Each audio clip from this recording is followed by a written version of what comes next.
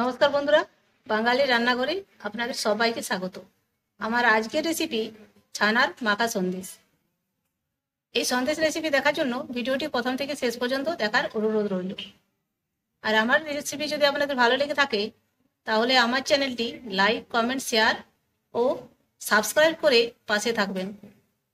মাখা সন্দেশ করার জন্য এখানে আমি নিয়ে নিয়েছি 1 লিটার দুধ। দুধটা আমি গ্যাসে চাপিয়ে দিয়েছি। এবার ফুটে ওঠার জন্য অপেক্ষা করব। দুধটা বেশ ভালোভাবে ফুটে উঠেছে। এবার আমি আঁচ কমিয়ে ছানার জল দিয়ে ছানাটা কাটিয়ে নেব। এটা আমার আগে থেকে ছানা কাটানো জল।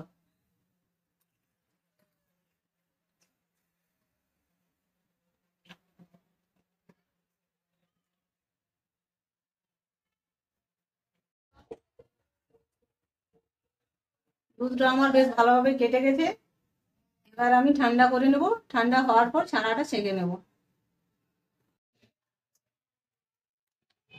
ছানাটা আমি বেশ ভালোভাবে ছেঁকে নিয়েছি। এবার আমি ভালোভাবে হাত দিয়ে মেখে নেব।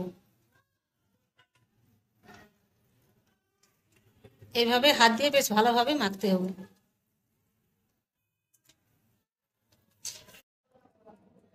ছানাটা আমার বেশ ভালোভাবে মাখা হয়ে গেছে। এবার আমি মাখা সন্দেশটা তৈরি করে নেব। গ্যাসে কড়াই চাপিয়ে দিয়েছি। এবার দিয়ে দেবো 1 বাটি দুধ।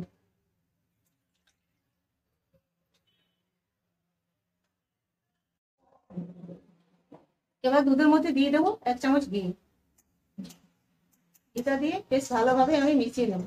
এই ঘিটা দেওয়ার কারণে মাখা সন্দেশটি কড়াইয়ে লেগে যাবে না। এবার দুধের মধ্যে ছানাটা আমি দিয়ে দেবো।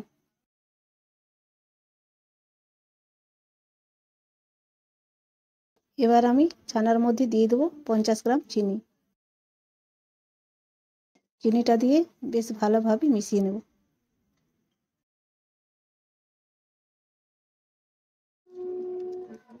ছানা ও দুধের মিশ্রণটা যতক্ষণ না পর্যন্ত মাখো মাখো হয় ততক্ষণ পর্যন্ত অপেক্ষা করব। ছানা ও দুধের মিশ্রণটা আমার বেশ মাখো মাখো হয়ে গেছে। এবার আমি গ্যাস অফ করে কড়াইটা নামিয়ে নেব। তৈরি হয়ে গেল আমার মাখা সন্দেশ। এবার আমি ফ্রিজে রেখে দেবো 1 ঘন্টার জন্য।